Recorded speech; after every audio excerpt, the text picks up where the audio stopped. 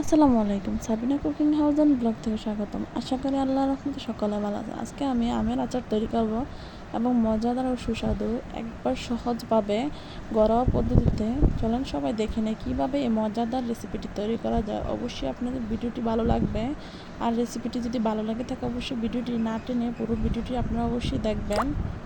চলেন সবাই দেখে নেই কীভাবে রেসিপিটি তৈরি করা যায়। আজকে আমি কাঁচা আম দিয়ে আচার তৈরি করব।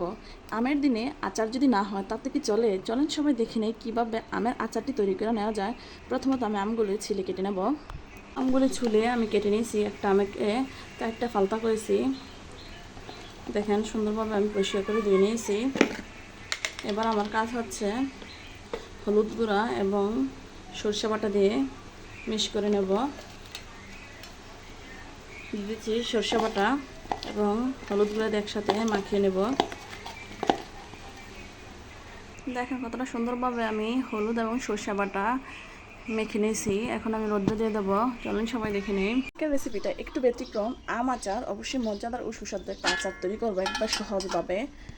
শুকিয়ে নিয়েছি, কি ভালো করে শুকাতে পারি নাই কারণ আকাশ মেঘলা ছিল, তাই তো আমি কড়াই বসিয়ে দিয়েছি এবং তেল দিয়ে দেবো। বিসমিল্লাহির রহমানির রহিম। সরিষার তেল দিয়ে দিলাম। তেল গরম হয়ে চলে আসছে। এবার দিয়ে দেবো পাঁচফোড়ন।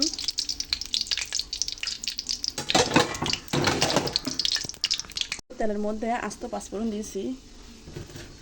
এবার দিয়ে দেবো কিছু সংখ্যক রসুন।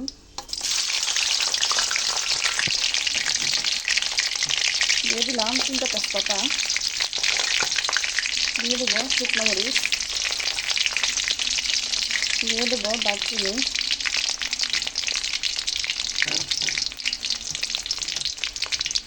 দিয়ে দিচ্ছি এলাচ। সর্বশেষ দিয়ে দিচ্ছি জিরা, কাঁচা জিরা। আমি কিছুক্ষণ ভেজে নেব।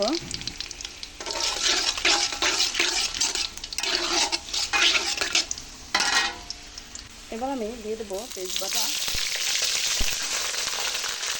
মশলাটা ভাজা হয়ে চলে আসছে। এবার আমার আমগুলো দিয়ে দেবো।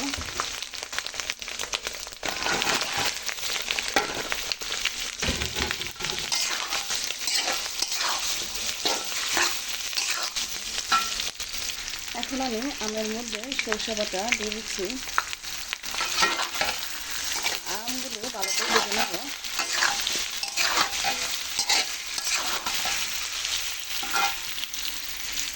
এবার আমি আমটাকে ভালো করে ভেজে নেব যাতে আমের মধ্যে কোনো পানি না থাকে।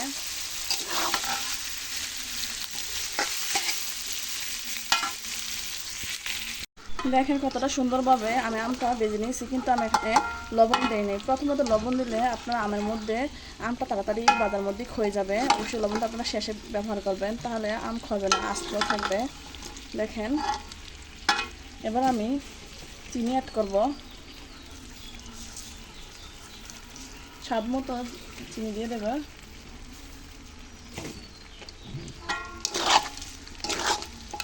অবশ্যই আচার আপনারা এক জালে তৈরি করবেন না, অবশ্যই আচার 3 থেকে 4 বার জাল করে নিয়েছেন, তাহলে আচার খুব ভালো থাকে এবং মজাদার হয়।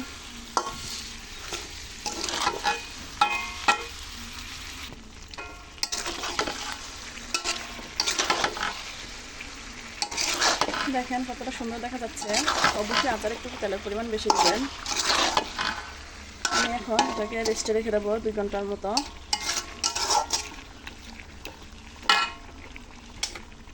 2 ঘন্টা পর চলে আসলাম। দেখেন কতটা সুন্দর দেখা যাচ্ছে আমের আচারটাকে। এবার আমি চুলা অন করে দেবো। এবার দিয়ে দেবো লবণ।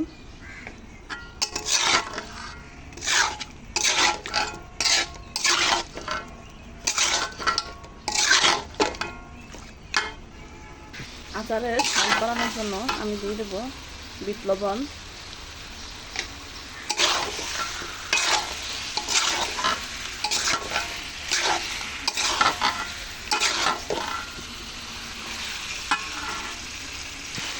এবার দিয়ে দেবো আমি শুকনো মরিচ গুঁড়া করা। জাল চাল বাড়তে রাখার জন্য দিয়ে দেবো।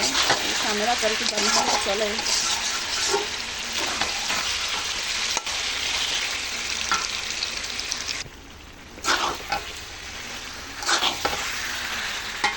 এবার দিয়ে দেবো সর্বশেষ হচ্ছে পাঁচফোড়নটা দিয়ে দিলাম। আপনারা অবশ্যই বাসায় যদি আমের আচার এভাবে তৈরি করেন, আপনারা প্রথমত একদিনে আচারটা তৈরি করে দেবেন না, এভাবে আপনারা 3 দিন জাল করে নেবেন আচারটা তৈরি করার পরে। তাহলে আপনারা রাখলে 1 বছর তক সংগ্রহ করে রাখতে পারবেন আচার বইমের মধ্যে। আমি কিন্তু আজকে 2 ঘন্টার বিরতি নিয়ে আচারটা পুরোপুরি তৈরি করে নিলাম। শুধু আপনাদের দেখানোর সাথে আমি কিন্তু আচারটা আবার পরে জাল করে দইয়ে বলবো। আমি কিন্তু মোবাইলের মধ্যে আচারের কালারটা আমি ভালো করে দেখাতে পারছি না, বাস্তবের কালারটা অনেক সুন্দর আলহামদুলিল্লাহ। এবার আমি চুলাটা অফ করে দেবো। আচার তৈরি হয়ে গেছে আমার আমের আচার। অবশ্যই আমার ভিডিওগুলো যদি ভালো থাকে অবশ্যই আমার চ্যানেলটাকে সাবস্ক্রাইব করবেন। সকলের জন্য দোয়া রইল। অবশ্যই আমি আচারটা আপনাদের পরিবেশন করে শেয়ার করছি, কারণ সবাই দেখে নিন। আলহামদুলিল্লাহ আমার আমের আচারটা তৈরি করা হয়ে গেছে, অবশ্যই অনেক সুস্বাদু হয়েছে। আপনার বাসায় এভাবে ট্রাই করবেন, আমের আচার তৈরি করে নেবেন, খেতে খুব সুস্বাদু হবে। দেখেন কতটা সুন্দর উলুগুনি হয়েছে। আর আচার সংগ্রহ করার মূল উদ্দেশ্য হচ্ছে আপনার আচার 3 বার জাল করে নেবেন, তাহলে আচার 1 বছর তো প্রায় রাখতে পারবেন, কোনো সমস্যা হবে না ফ্রিজ ছাড়া। দেখেন কতটা সুন্দর। আর আমার ভিডিওগুলো যদি ভালো লেগে থাকে অবশ্যই আমার চ্যানেলটাকে সাবস্ক্রাইব করবেন, সকলে আমার পাশে থাকবেন, সকলের জন্য দোয়া রইল। ফি আমানিল্লাহ। আল্লাহ হাফেজ।